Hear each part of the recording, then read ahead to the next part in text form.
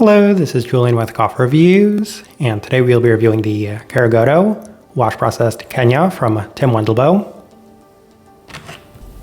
There's the bag right there. And Tim Wendelboe, based out of Oslo, Norway. And this coffee is the first of two, December 2024 coffees of the month, as is one of the coffees you guys voted on as the coffee you'd most like to see us review. For context, this coffee won our YouTube poll by a significant margin, while the Leuchtfeuer coffee won our Instagram poll by a significant margin. So I decided to purchase and review both of these coffees, as it had been a while since we'd reviewed either of these two coffee roasters. The theme for the December 2024 coffee of the month was Christmas coffees, and this one is of course Tim Wendelboe's Christmas coffee. And I went back and looked at our archive as I thought we'd previously reviewed this coffee, and I found out that it was only ever featured in one of our Cafe Box Advent Calendar Blind Taste Test Ranking Series videos, so we don't have a full review of this coffee on this channel. So that also felt like a great opportunity to finally review this one, as this is a coffee that Tim Wendelboe does carry year after year. So it'll be interesting to see how this one turned out, as this right here is day 43.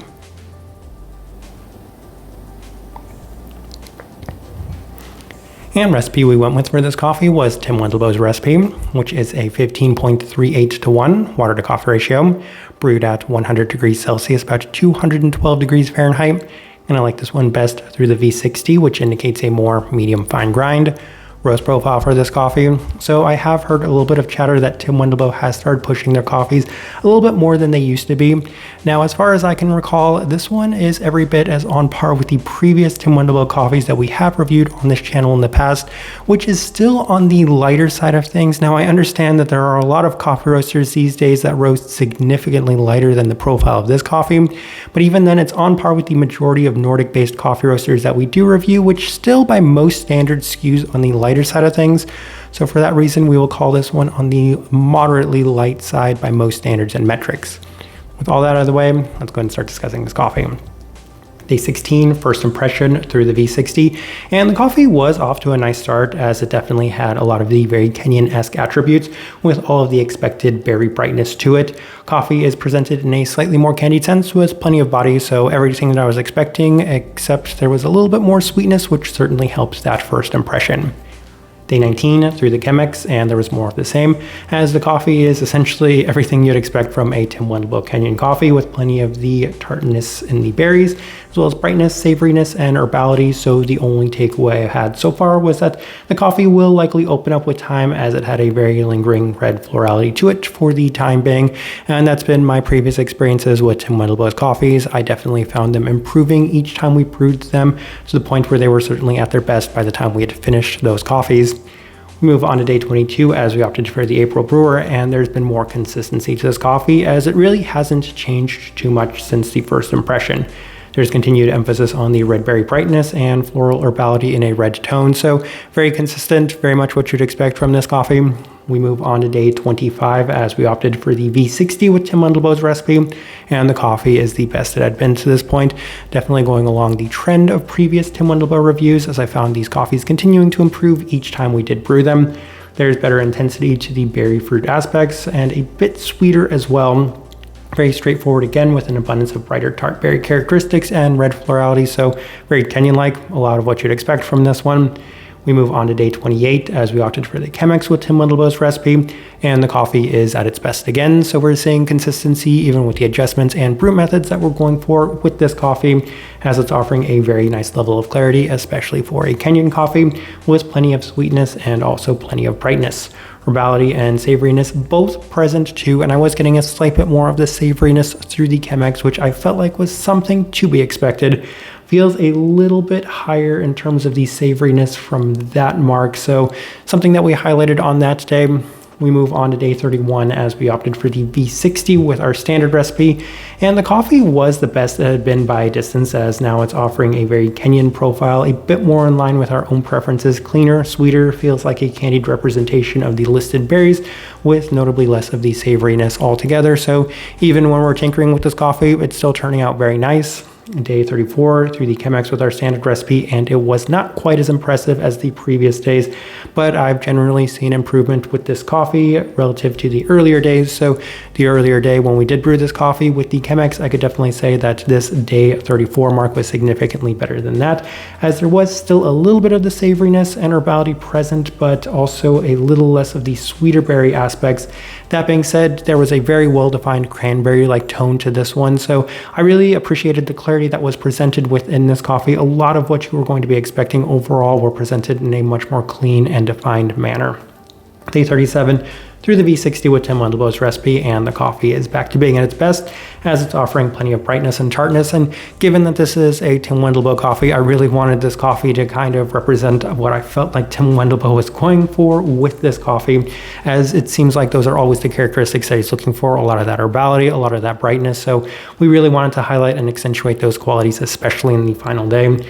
While it is a classic representation of a Kenyan coffee, what separates it from other ones is that it's just slightly higher in terms of the brightness and a little less of the overall savoriness with a slight bit more sweetness in general. All right, let's go ahead and put up the tasting wheel so you can see what we're getting.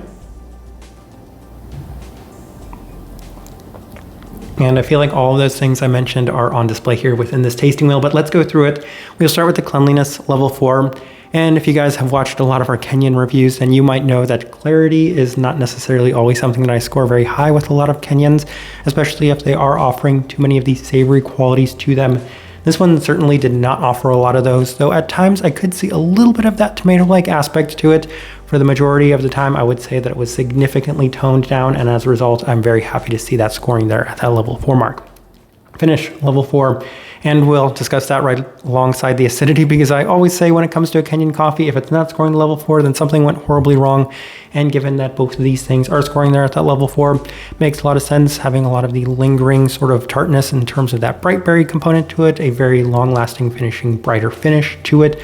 Very much what you're expecting from this coffee, a little bit of that herbality, which is once again something you can expect from Kenyan coffees, but I would say even more so from Tim Wendelboe's Kenyan coffees. Sweetness, level 4. And I don't take level 4 sweetness for Kenyan coffees lightly, as it's rare that I do score a lot of those at that level 4 mark. And I was really appreciative of the way that this coffee turned out. Now, if I recall correctly, in our blind taste test series, I wasn't overly impressed with this coffee, brewing it alongside of the other coffees and putting it in that blind taste test. But I feel like a lot of the reason for that is because these Tim Wendelboe coffees do take a little bit of time to just open up to the point where they are as enjoyable as this one was. So I feel like the sweetness may not have necessarily been as high as I wanted in that video, but towards the end of this one, I could definitely see a lot of those sweeter aspects opening up within this coffee. And as a result, it scored relatively high, especially for a Kenyan coffee. And that is definitely one of the biggest selling points to me on this one. Berry fruit, level 4. And if I recall correctly, I think they have a couple of berry aspects to them, blackberry, black currant, stuff along those lines. And of course, we're listing a lot more of those tart berry aspects to it. And you could say a little bit less of the ripened blackberry. So an unripened blackberry makes a lot of sense, given that it does have a lot of that tart aspect to it. But even then, berry qualities were always going to be the most pronounced component within this coffee. So it's really not surprising that scored there at the level 4. Couple of level 3s. We will start with the citrus fruit level 3.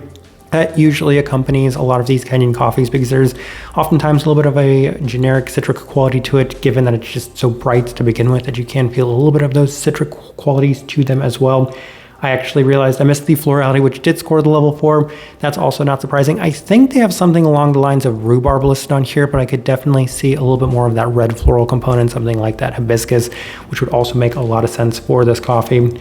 And then we have the other level 3, which was that body level 3. Fully expected. This is a Kenyan coffee, definitely has a little bit more full of a juicy Kenyan-like body to it. Always fully expected with a coffee like this, no surprise whatsoever. And I'm trying to see if there's anything else that's really worth discussing in this tasting wheel. Not really. As I'm looking at it, I do think it is a pretty good representation of what I was getting from this coffee. All right, so my overall thoughts and impressions of this coffee. Once again, it's very much in line with my previous experiences with Tim Wendelboe's coffees, as I continue to find them to be very consistent, and a lot of what you'd expect going into them turns out to be a lot of what these coffees turn out to be. This one is certainly no exception, as it seems to build upon the first impression that you do have of these coffees and improves every single time that you do brew it. And here at this day 43 mark, I still feel like the best of this coffee is yet to come, as it's just opening up ever so slightly in a slightly cleaner sense and a slightly more sweet sense. So I can definitely see a lot of positives from this one. And I'm probably pleasantly surprised with this coffee, because I've said in the past that Tim Wendelboe is very firm on the types of coffee that they do bring in, which are, funny enough, not in line with my own preferences. I feel like they really want to highlight a lot more of those herbal and bright qualities, which aren't necessarily in line with my own preferences, but I've always had appreciation for the way that the coffees turn out, because I feel like they're very well presented, and this one is certainly no exception. However, this one did turn out a little bit more in line with my own preferences, as those things aren't necessarily attributes that are a big selling point to me, but the sweetness and the clarity being as high as they were for this coffee definitely made this a more enjoyable Kenyan coffee experience for me than I was expecting going into it. So a lot of positives to say, even if this one's probably not going to end up being one of my favorite coffees or Kenyan coffees towards the end of the year. Type of person I would suggest this coffee to.